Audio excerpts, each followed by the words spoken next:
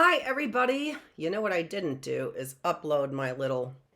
I've been sitting here patiently for the very first time, waiting basically for the time to get here. I'm so happy with my new schedule. I am, because that gives me just, a breather in between that I didn't have before. And with all the craziness that is going on, a nice little breather in between. I can't believe that I literally sat here for 15 minutes, basically, going in back and forth a little bit with my coffee or with whatever, getting my books. And so today I'm decompressing and in a way that I'm just so happy about, because I picked out last night. Actually, it feels a little dusty. Was in the bookshelf. It shouldn't feel dusty, but it does. So I picked out yesterday because if you remember, what we are doing is we're still doing American history. We're sticking with a timeline is what I'm trying to do, sort of stick with a timeline. So when I went to go find a book, I saw a different book.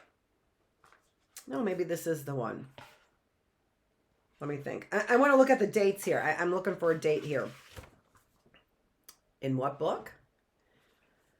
The Story of the Lewis and Clark Expedition. And this is by R. Conrad Stein. And it's Cornerstones of Freedom, if you remember. So I keep telling you this because when people were writing once upon a time in books that are older than, recent, whatever they would put on paper, this is their word. It's their word. I've said this to you before. And just like if I give you my word, this meant something. When we put something on paper, it meant something. It meant that this is their word because it's their words and their name is on it and their full name, and they wrote many things. So they either are true to their word and have a good reputation for writing things so that government agencies, basically cornerstones of freedom, right? That's a government funded agency, can get the word out about American history. Isn't that wonderful? That's so wonderful. And I just have to say that in my searches recently on Google as well as DuckDuckGo, I'm not coming up with things I used to come up with in the past, which means that they are really narrowing the word that you get, that they're putting in the algorithms. They're narrowing the word where some words are no longer available. Let that resonate with you. Here, resonate means to basically have wave after wave of the same sound, right? Okay, so what are they doing to their word? What are they doing to their word? And does their word resonate wave after wave with their name, along with their name, right?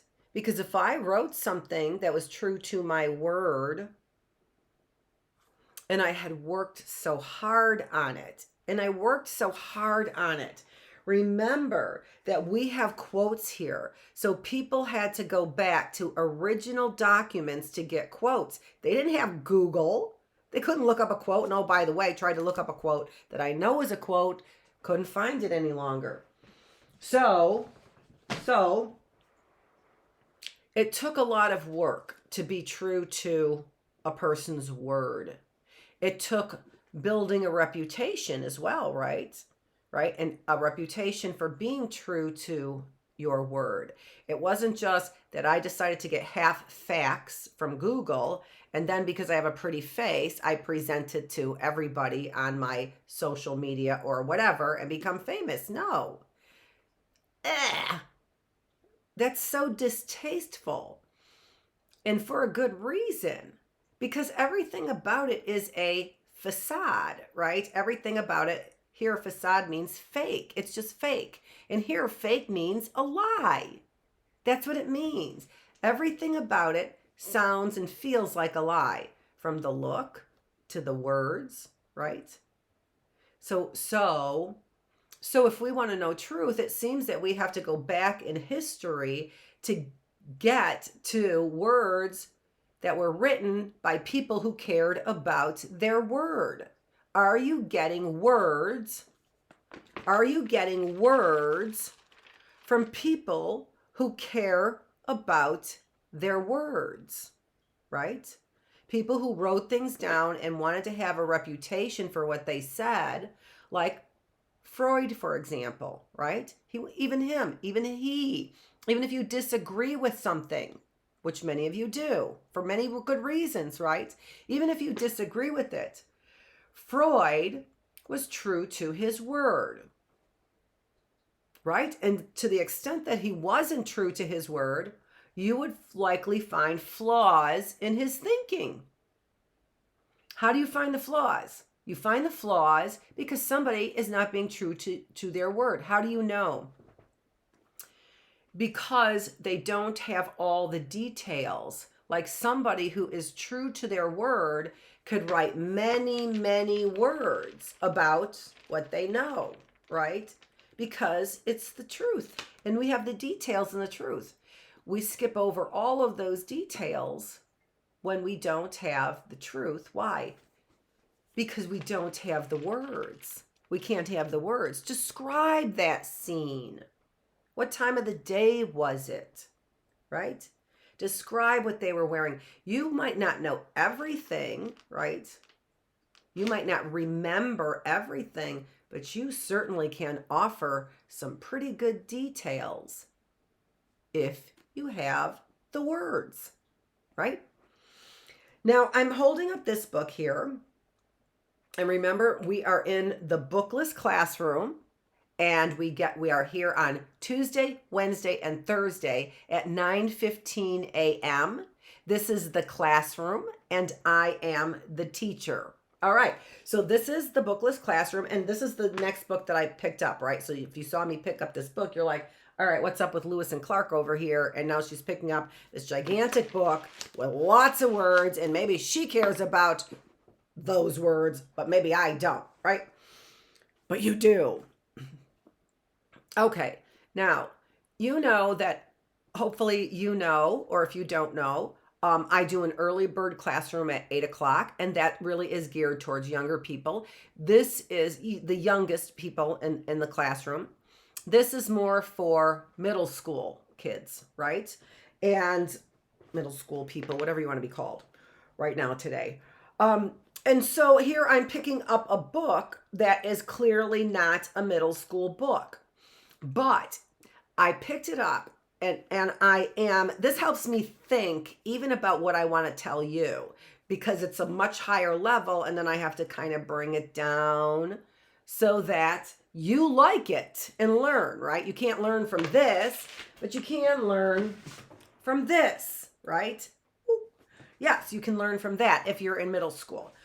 But some of you are bigger thinkers, right? Some of you are bigger thinkers. And so if you're a bigger thinker, then even if you don't want to read all this in this, because you're in the Bookless Classroom, right? And you came here because you don't read all this, probably. Hopefully that's a good encouragement for you to come here. That's the purpose of it. Still, I read from big books and bring to you big books. And this, to me, was like one of those coincidences that are not a coincidence, right? Coincidence here means where two things are happening at the same time and you can't explain why, right?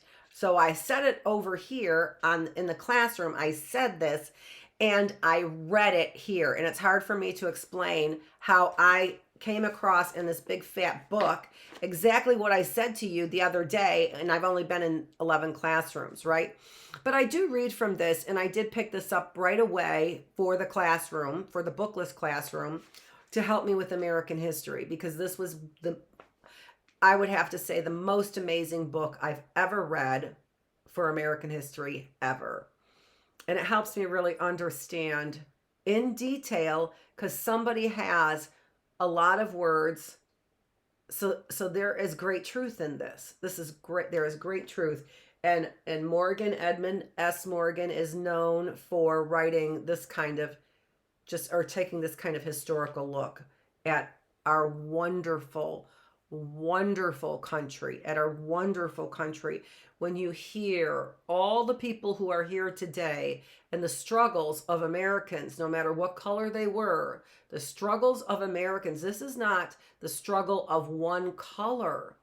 This is the struggle of Americans. So this is a story about the warriors and the saints and the sinners who are white, the warriors, the saints, and the sinners who are black, the warriors, the saints, and the sinners who are Asian, who are Mexican, who are Spanish, who are English, who are Canadian, who are French, who are Russian, who are Lithuanian, who are, African, who are South American, who are Arab. Oh my gosh, this is the story. Although, some of these people don't really appear that much in these stories, sometimes this early history. These are stories of American history. And anyone who wants to erase your story, we do not erase anybody's story. Because why? Because the story's so interesting, it could fill books. The story's so interesting, it could fill books, right? Okay. So this is something that we've been talking about. So, and this is the thing that I said that is a coincidence, where one thing happens at one event and another event, and you can't explain why. I said these words in the classroom here, and now I'm reading these words. And let me tell you something else about the memory. It could be because I've read these words before and I had these words highlighted, and when I was looking at this book, I went back to the highlighted words. So that was highlighted. So, okay, it was highlighted. I went back to those words, and they were almost exactly what I said.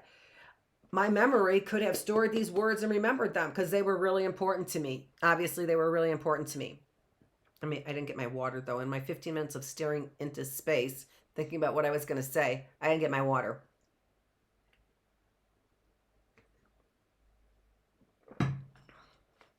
So, let me read it. For the historian, it poses a challenge to probe the connection, to explain how a people could have developed the dedication to human liberty and dignity exhibited by the leaders of the American Revolution, remember George Washington, what we read, and at the same time have developed and maintained a system of labor that denied human liberty and dignity every hour of the day. Okay, now that I reread it, I didn't say any of those words. But I said something kind of close to it, right? I said something close to it, which was, this is about the idea that we could be humanitarians, Christians. From my perception, right? They were Christians who so desperately wanted to spread the word that they demolished human beings. What? All right, so these words are, as I've said, these words are pretty. These are pretty words. They talk so pretty. Okay, I'm going to read it one more time because they are very pretty words if you didn't understand that. For the historian, it poses a challenge to probe the connection, to explain how a people could have developed the dedication to human liberty and dignity exhibited by the leaders of the American Revolution, like George Washington, like I said, and at the same time have developed and maintained a system of labor that denied human liberty and dignity every hour of the day. Every hour of the day. And likely, I don't know, every hour of the day. Let's just leave it there. I don't even want to go beyond that. How would I know? He's the historian. These are his words of truth. I wasn't there, nor did I do any of this kind of research at all, right? I'm just reading one of the many books that Morgan wrote on American history. But what I was going to say about this as well is that this book is not for kids. It's not for kids. Dr. Feravich, you have it on the Bookless Classroom for elementary kids. All right, I'm talking to parents too, I hope. I hope parents are listening as well, right? Okay, and it doesn't mean that you're 13 and you can't read this. No, it doesn't mean that. It means that this is going to be an adult experience. Now, some young kids have adult minds and they can understand things, right, better. But that's not for the parent to put that on. See, kids know what makes them feel uncomfortable. They know intuitively, as we all do. I had a conversation about holding our breath and people who hold their breath, right? There's only one reason why you hold your breath, and that's out of fear, right? Fear that I might be heard even, right? So we intuitively know what makes us feel uncomfortable. And so we can't push things that are age inappropriate on kids because we think that the lesson is important. We have to think about common sense. We do mature, and when we're talking about maturity, we are talking about even our bodies, right? Our bodies mature from little to bigger, right? So our bodies mature as well. And in all of that, mind maturity, emotion maturity, body maturity, right? We are only ready for certain things. So this is an adult book. Although some younger people might hear me and say, that I am curious about. And not curious about it because it's for adults. No, curious about it because you want to know the truth about American history. And again, the truth of American history is that there are heroes, there are warriors, there are saints, there are sinners from every race, every culture, every age as well, and from men and from women as well. Okay. All right. Yeah. All right. I'm just thinking about the heroes. I'm thinking about the heroes and about how the story may have gotten twisted maybe for a long time, right? Because we have all kinds of saints and we have all kinds of sinners. So, and we have all kinds of heroes and warriors and cowards, right? As well. So the point of all this is what? These are people of their word. If we want somebody who has word, we go back to authors who have written a lot and who have reputations for knowing what they're talking about. That's what we do. We go back to that, right? Then we also read things that are, let me get this. Then we also read things that are age appropriate as well, right? Age appropriate. So American history book, unbelievable, because they don't stick to heroes and cowards. They give you all the details. Look, it's not a Disney movie. It's not a Disney book. It's not a Dr. Seuss book. No, it's not. Look at all the things they had to say. Look at all the details that they had to give you about all the saints and all the sinners of all colors and races. Okay? Read a book. Read a book. Okay. And now I'm going to read a book for you. I think people like when other people read. I think I've said that before. Okay. Let's get to it.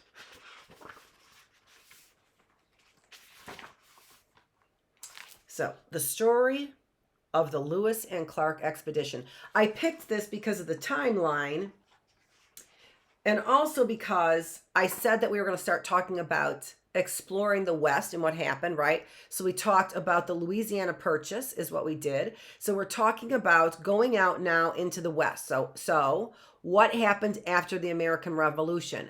If you remember, what ended up happening was, or during, right around that time, France sold, we can get exactly the dates for the revolution and that kind of thing, right? Which I've said before. And I don't clearly memorize those things.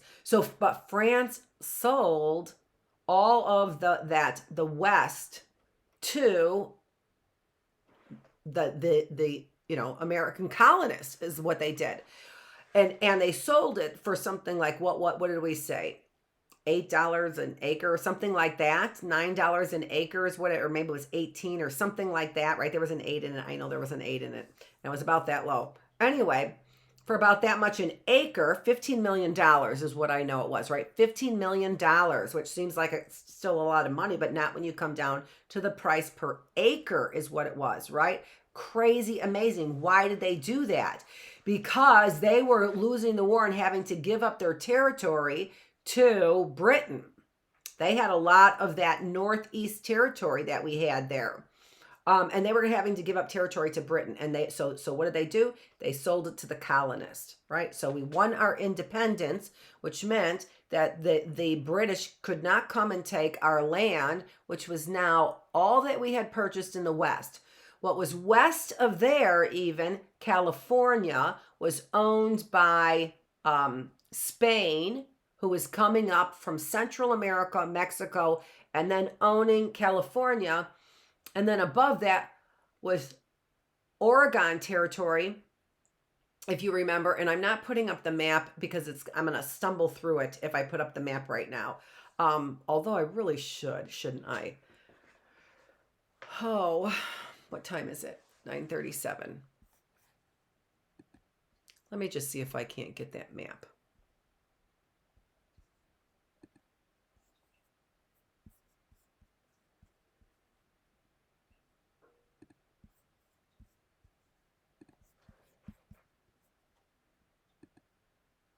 Oh, look at that.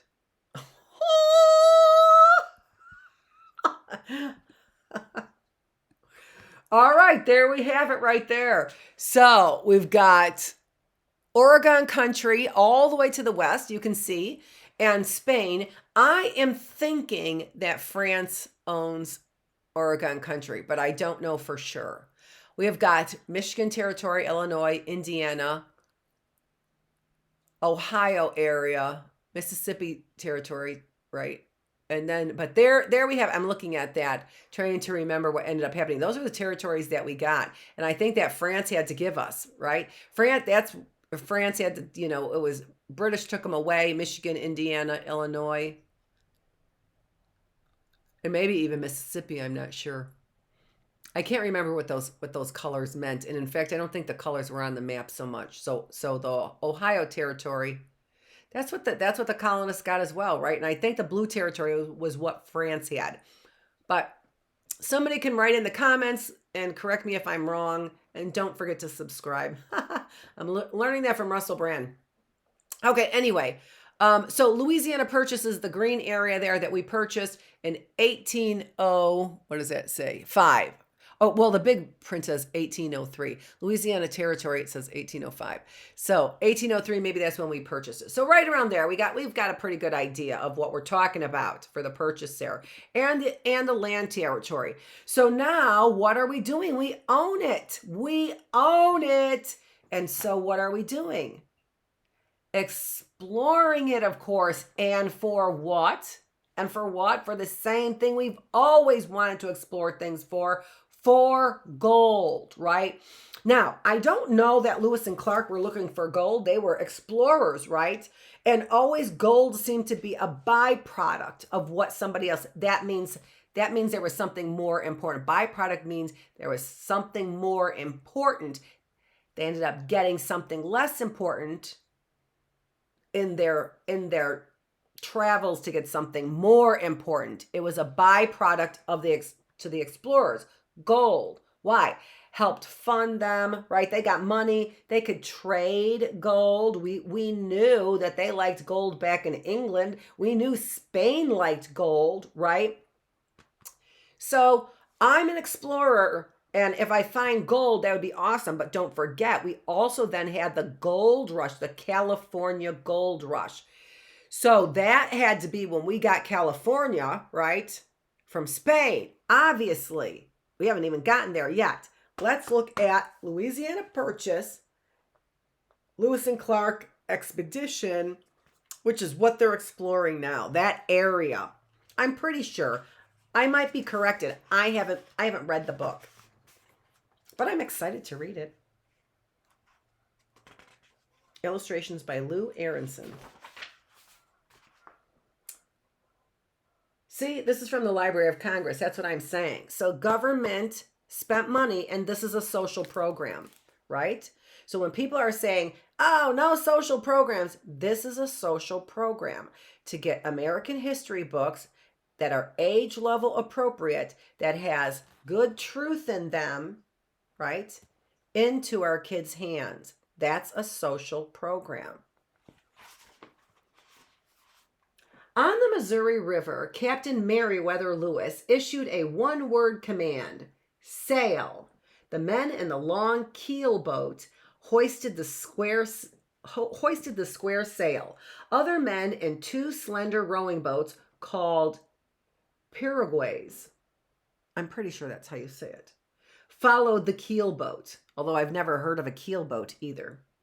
On the bank of the river, a man led the group's two horses. The Lewis and Clark expedition, a force of more than 30 men, was beginning the most exciting mission of exploration in American history. The men had been ordered to travel through the little-known Louisiana Territory, enter the unknown Oregon country, and finally reach the Pacific Ocean. So maybe we owned Oregon country there, because I don't know how he could travel into it unless France allowed us to. I don't know. Could be. Lewis and Clark, aren't they French explorers, basically?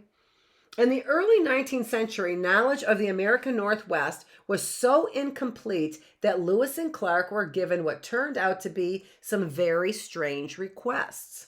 They were asked to look for the descendants of a mysterious Welsh prince named Madoc. Name sounds a little familiar. According to legend, Madoc and a band of followers had left the British Isles to sail to the New World some 300 years before Columbus. Another request came from Benjamin Rush, a famous doctor and a singer of the Declaration of Independence. A signer. I'm like, how is he singing? Is there a Declaration of Independence song? Okay, so Benjamin Rush was a signer of the Declaration of Independence. Rush asked Lewis to observe the religious practices of the Western Indians. A popular belief was that those Indians were descendants of the biblical lost tribe of Israel, and Rush wanted to know whether their religion resembled that of the Jews. Okay, can I just stop and have a mind-blowing... Did I not say that? Have I not been saying that there have been travelers from that area that came into Mexico? I said the Canaanites is what I said. Do you see how interesting it is when people stop thinking that Bible information is a fantasy and they begin to realize the reality of this, and then realize how many people believed this and actually scientifically documented much of this? Hello! Okay, that is crazy to me. And that lost tribe, I think, is the tribe of Benjamin. I'm not sure. I think it's the tribe of Benjamin, but I'm not sure. I think I just said that. Rewind. I think it's the tribe of Benjamin. Okay. I have the book down here now because there's no pictures. So no sense holding it like that. All right. Even Thomas Jefferson, sponsor of the expedition and one of the most intelligent Americans in history, believed that great woolly mammoths might still roam the foothills near the Rocky Mountains. Could you imagine? Every member of the expedition knew that Indian country lay immediately ahead of them. They would soon confront the Sioux warriors. This is how you spell Sioux. We know that we had Sioux Indians in Michigan. I know that. I know I'm pretty sure I've read that. I'm quite sure. And don't we have something up there that's Sioux, named Sioux up there? Sioux. The Sioux warriors, the most feared tribe of the American frontier. Beyond the Sioux country was a land known only to Indians and a few hardy fur trappers. Still farther up the Missouri was a land of mystery and legend. I wonder who these fur trappers were. I bet they were Vikings. See, again, so much of American history that has so much to do with some of the things that we know, but not everything, right? Not everything. Because American history, we don't talk about anybody before the American Indians and before America was known as America, right? Other people didn't settle the area to any extent, right? And so, why do we talk about American history being limited to this time? Because that's when America was settled. That's the reason why. That's when we have writings about it as well as being settled. Why don't we have earlier writings? Well, maybe because we destroyed those. I don't know. Let me get a drink of coffee.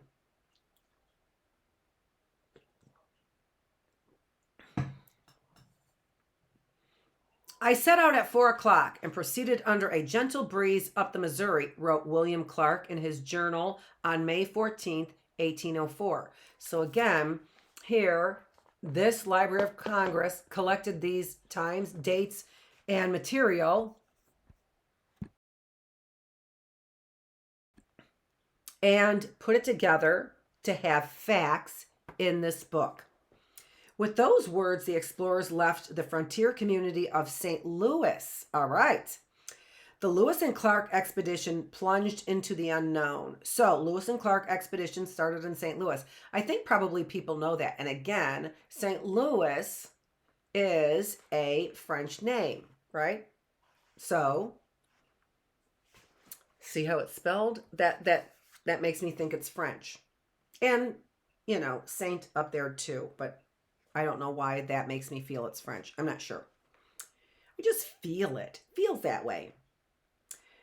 And I think I heard that they were basically, right here. Hold on. Maybe if I be quiet, I can read. Just a few months before the expedition left St. Louis, the United States and France had concluded the largest real estate transaction in history. At that time, Louisiana was not a state on the lower end of the Mississippi.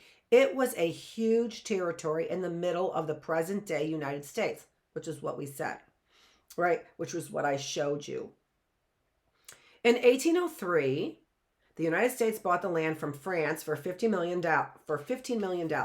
Overnight, the Louisiana Purchase doubled the size of the young republic. Little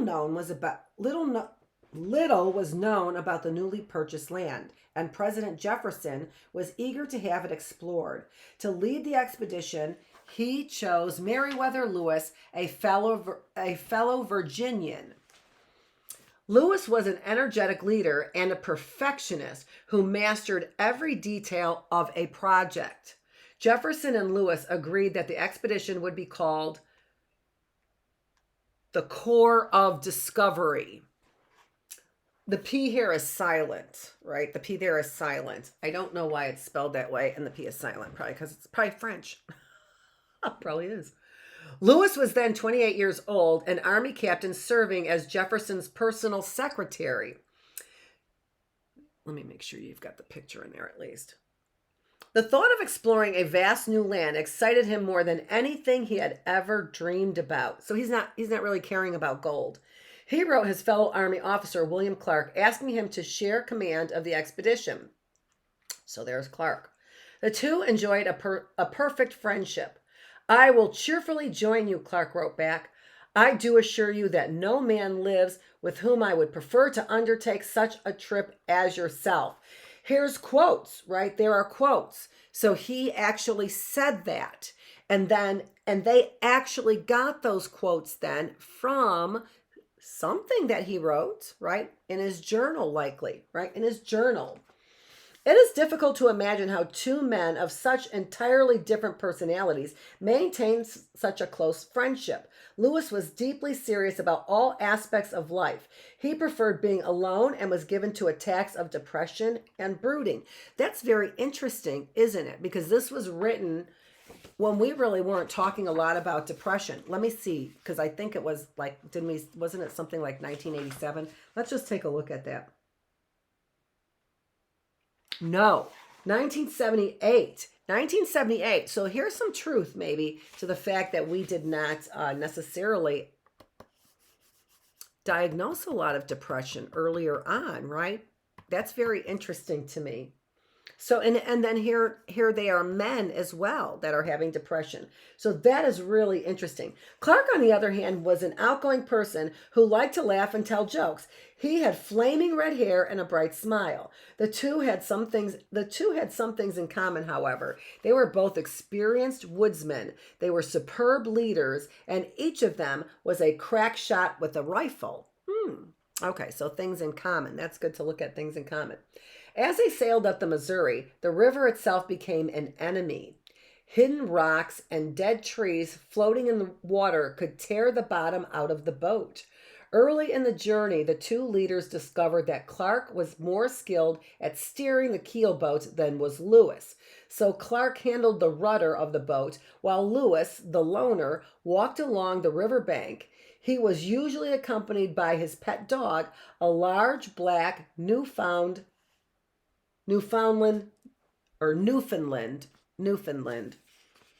called Scammon.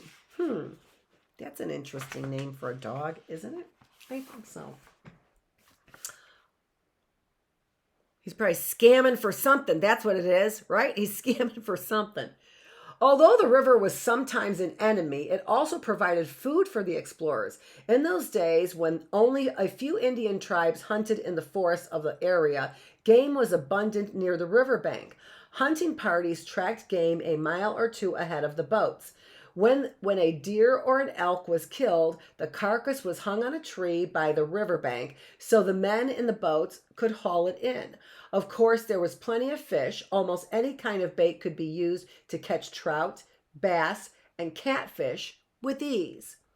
The men once caught a huge catfish, which they guessed weighed close to 100 pounds. They proudly showed the fish to an Indian walking on the riverbank. The Indian nodded as if to say, "Pretty good fish." Then he said through an expedition interpreter, "Wait till you get farther upstream. There's where the really big ones are." That's so interesting, isn't it? That's so interesting to me. So there's a quote there, which means somebody actually said it. So it must have been in a journal. But then he said through an expedition interpreter. How'd they get that?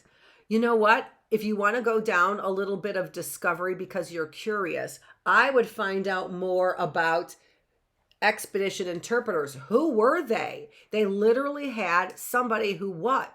Spoke the Indian language, right? The Sioux Indian language? I don't know. Probably not the Sioux Indians because why? Because they were violent. And it doesn't tell us who the Indian was. It just says there was an Indian walking on the bank. So it probably was not a Sioux Indian. And this is also interesting too because it clearly shows that they are getting along, right? It clearly shows evidence that they are getting along. So I can infer. I can draw a conclusion. That's what infer means. I can draw a conclusion that is not directly stated here that they were getting along with Indians in this area, and this must not have been a Sioux Indian. Look at that. So I made an inference, is what they call that. I drew a conclusion that was not directly stated based on the evidence or based on what was stated, right? As the Corps of Discovery traveled, they investigated the legends of the Louisiana Territory. Many tall tales were told about this little known land. Not long after they left St. Louis, the two captains and 10 of the men marched a considerable distance to see what the Indians called the Mountain of the Little People. The Indians claimed that little devils only 18 inches tall lived there, despite the fact that they were so tiny. They were said to be savage fighters. Only the bravest warriors would venture near this mountain. Lewis and Clark reached the mountain and climbed it. They had found nothing after an hour and finally left. Even though their Indian guides kept claiming the little people would appear any minute, that was the end of it. Even though their Indian guides kept claiming the little people would appear any minute. See how our voice changes to show it's the end of the statement instead of moving on? I made that mistake. The little forests of Missouri soon gave way to the oceans of grass on the Great Plains. Because herds of buffalo roamed the grasslands, the party was assured plenty of food. The expedition averaged 10 miles a day as it pushed upriver. If the wind were favorable, the men could use their sails, but usually they had to row or pole their boats upstream. Boy, that's difficult, isn't it, if you know anything about that? I just want to stop on these little savages right here. So here, they told them that they were too afraid to go into the mountains because of the little savage, the little devils only 18 inches tall lived there. The Mountain of the Little People. So I bet you could do some research on that. What is that and what was their belief about that? I do have some, I'm going to take a look at it. I do have a reference book of some of the art that they had, and it was from the Aztec region. They might have something about this in there. I don't know. But isn't that interesting? So this myth, this fable, this story that there are people who are devilish and said to be savage fighters that are only 18 inches tall, and only the bravest of warriors would venture near this mountain. Now, do you think that they could have been telling Lewis and Clark a lie? I don't know. Maybe that there were things that were treacherous in the mountains, and then it helped, and if they didn't come back, it helped the story, right? It helped the story to say, yeah, there were little devils. We know that because Lewis and Clark never came back, right?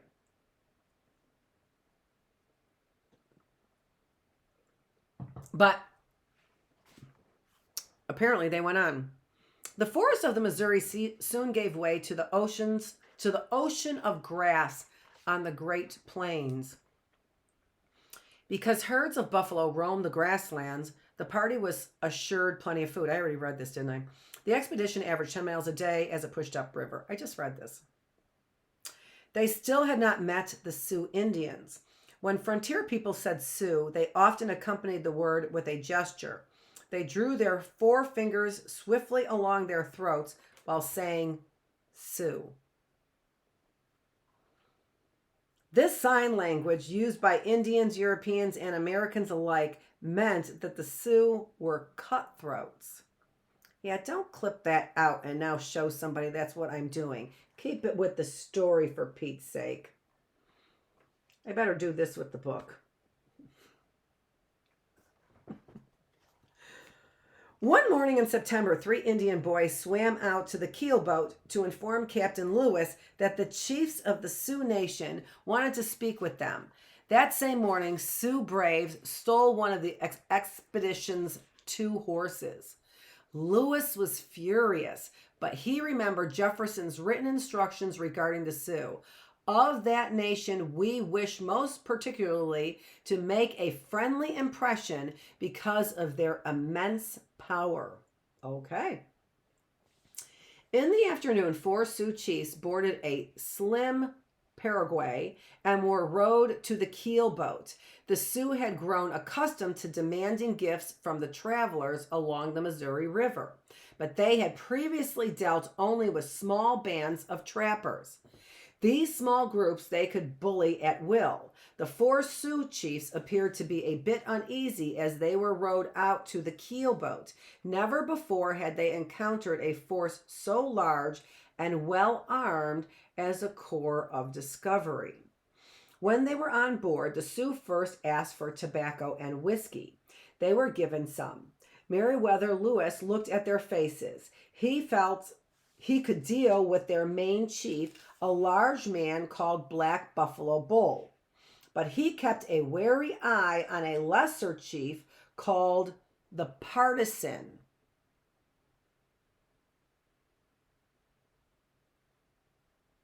That's what it's called. I'm looking to see if it's pronounced differently. I don't think it is. The Partisan. There was something about him that Lewis did not like. Talking to the Sioux proved frustrating. They demanded gifts and rifles, powder, hunting knives, and other goods that Lewis refused to part with. Speaking through an interpreter, the words between the two men grew angry. Suddenly, the lesser chief, the Partisan, collapsed on the deck. Drunkenly, he crawled toward the bow. He's putting on an act, Lewis thought. The Indian had only a sip of whiskey. He couldn't possibly be drunk. Politely but firmly, Lewis asked the four Sioux chiefs to leave the keelboat. Still muttering their demands for gifts, the chiefs got back into the Paraguay. Manned by Captain Clark and 4 oarsmen, they were rowed to the riverbank. About 100 angry braves were waiting there. In a whisper, Lewis ordered the men in the keelboat to load their rifles. The Paraguay bumped against the riverbank. A dozen braves rushed it. 2 of the men grabbed the rope, tied the boat, and refused to let Clark return to the keelboat. The Partisan, still acting drunk, grabbed at Clark's clothes. A furious William Clark drew his sword. "Take aim," ordered Lewis from the keelboat, and more than 30 rifles suddenly pointed at the Indians on the riverbank. The Sioux, in turn, readied their bows and arrows. A moment of electric silence passed. Wow, well written. Well said. A moment of electric silence passed. Finally, the Sioux chief yelled. He must have known the power of the rifles and was fearful of losing half of his braves. He ordered his men to release the rope of the Paraguay and allow Clark to return to the keelboat. When the Paraguay joined the keelboat, the Partisan, now clearly sober, watched the expedition move upstream. He kicked at the dirt of the riverbank, angry that his tribe had lost the confrontation with the men of the Corps of Discovery. That's very interesting to me because Indians are known for getting drunk very quickly. I don't know. Is that a rumor? I don't know. I have no idea. But I know that is something that they're known that they can't handle their alcohol, that they're spirits, and they're called spirits. So I don't know. Something to do with that they are spirits, right? I don't know. Snow began to whirl on the last day of October, and chunks of ice banged against the sides of the boats. Lewis and Clark made a winter camp with a group of friendly Mandan Indians who lived near present-day Bismarck, North Dakota. The Mandan have seen a few white men, but they were astonished by the sight of York, the only black member of the expedition. The remote Mandan have never seen a black man. The remote Mandan had never seen a black man. The chief refused to believe that York was really black. He thought he was a white man who for some reason painted himself black. The chief wet his finger and tried to rub off the black paint on York's arm. He shook his head in disbelief when his rubbing had no effect. York, a giant of a man with a gentle nature, loved the attention he received from the Mandan. During that winter with the Mandan, one of the men, Tussaud Carbonneau, that's what it looks like. If I were to speak French, that's what I would say, but I don't. So Tussaud Carbonneau was suddenly visited by his wife. Uh-oh. Carbonneau was a French Canadian who lived among the Indians. He was a whiskey guzzling loafer whose only real value to the expedition was as an interpreter. Oh, well, isn't that interesting, right? Because I was saying, let's look a little bit more into the interpreter. While living with the Indians, he had purchased a slave girl named Sacagawea and made her one of his squaws. Sacagawea was a Shoshone Indian native to the Rocky Mountain area. She had been only a girl when captured by the Sioux Indians and sold to Charbonneau. Now she was a teenager, soon to have her first child. So see how they're treating these women's Indians, these women slaves, right?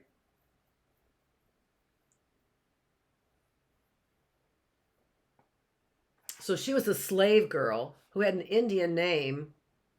I don't know if she was Indian, though. I'm not sure, right?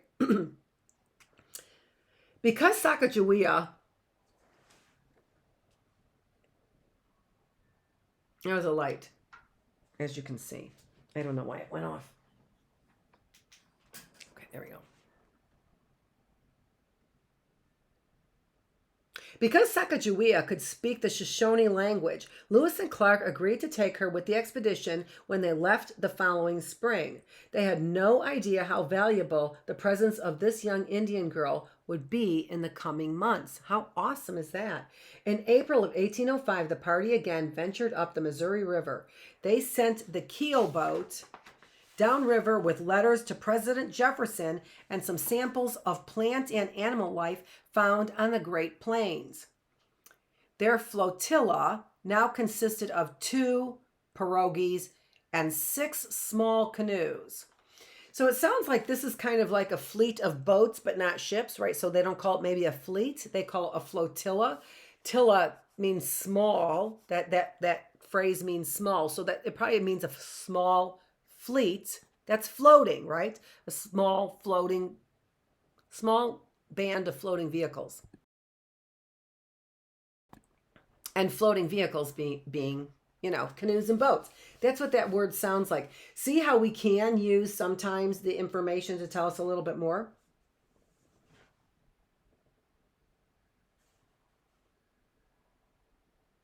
Okay. This time Sacagawea traveled with them. Carried on her back was her 2-month-old baby, Baptiste, who had been born in the Mandan camp. Isn't this interesting that they have names as well? Before Lewis left, the Mandan told him he would soon encounter huge brown bears that attack man on sight and are impossible to kill. Lewis dismissed the story of monster bears as merely another Indian tall tale. He had yet to see a grizzly bear. Once beyond the Mandan village, the Missouri River cut through a truly unknown world where few Indians had ever set foot. How interesting. What real explorers, right? And what real courage these men had to explore this land. They seemed almost fearless, didn't they? Who was the one that was depressed? I think it was Lewis, right?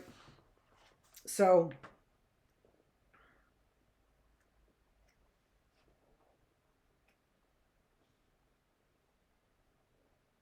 yes, Lewis was the one who was kind of depressed. So here you have Clark, who's just like a real, both of them having great courage, right? Maybe for different reasons, though, right? Tall trees sprouted up in the grassland. Deer, elk, moose, and buffalo were so abundant that Lewis wrote, 2 good hunters would conveniently supply a regiment with provisions. A regiment with provisions. Read it like that, Annette.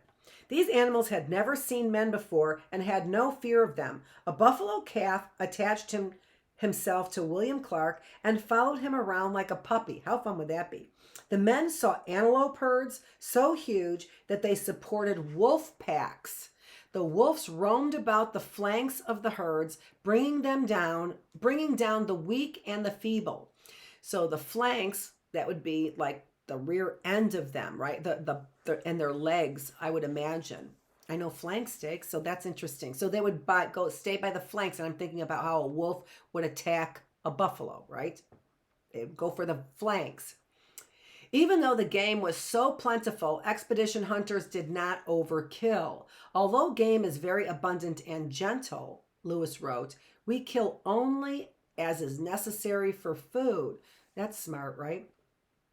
And then they also used the parts for other things as well. The Missouri River now flowed through the present-day state of Montana and supported the finest beaver country in North America. Beaver dams sparkled under the trees on both sides of the river. Thousands of playful otters frolicked in the water. Not many years later, fur trappers would destroy this paradise. Oh, that's so sad. Oh my gosh. One morning, Captain Clark discovered a huge bear track in the mud by the riverbank. It was half again the size of any bear track he had ever seen. All right, half again. Half again. So if the size is this big, right? If the size is this big, half again would be this plus this, right? Half again. So that's how big the bear print was in the mud. Uh-oh, you think this Indian tall tale might be true?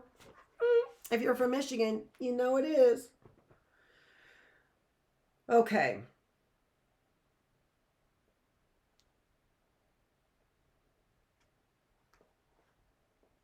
While paddling up the river later that day, the men saw in the distance two bears feeding on berries.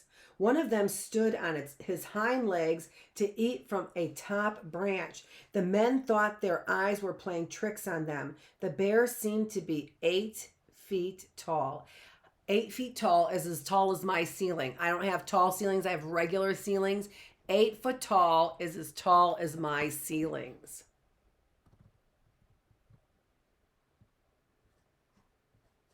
That's how tall 8 feet is, if you can get an idea. That's how tall 8 feet is, okay? The next morning, two expedition hunters burst into camp running for their lives.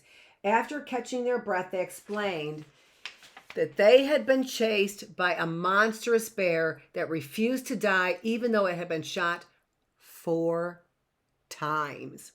Lewis and another man set out to look for the animal. They did not have to look far. From their left, they heard a roar and saw a huge, bloody grizzly bear lumbering towards them. Lewis fired and hit the animal in the chest. His companion also scored a hit. The grizzly continued to charge, ignoring the shots as if they were stings of flies. The two men ran and the grizzly chased Lewis to the river where the desperate captain jumped in. He stood in waist-high water and turned to face the bear. The captain drew his knife, although he knew it would probably be a feeble weapon against the grizzly. Probably because of his wounds, the bear did not follow Lewis into the river. Instead, it roared one last time and disappeared into the woods. Here, means he might have been wiping sweat from his brow, from his forehead right above the eyebrows. Here, brow means by the eyebrows.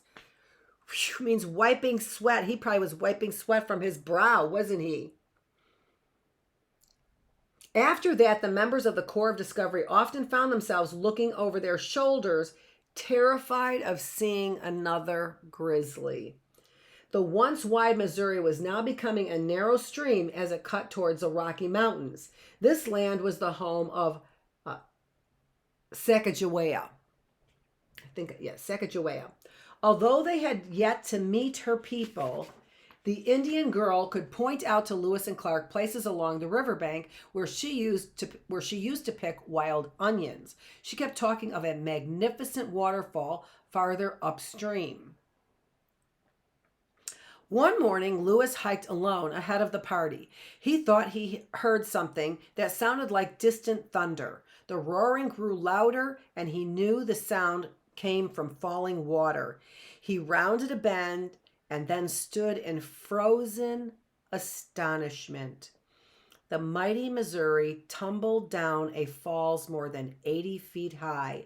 The water pounding on the rocks below burst upward into a sheet of fine spray where rainbows danced. What pretty words. It was then Lewis wrote that he wished he could have been a painter, that I might be able to give the enlightened world some just idea of this truly magnificent and sublimely grand object, which has from the commencement of time been concealed from the view of civilized man. Lewis was at Great Falls, Montana, where today a powerful dam has altered the spectacular view he once beheld. Oh my gosh. Oh my gosh. Did you read that? Did you hear that? So, first of all, that was a quote. But right before the quote, what does it say? It was then Lewis wrote that he wished he could have been a painter. I thought maybe he became one. Maybe not. I don't know. Did he paint anything? I don't know.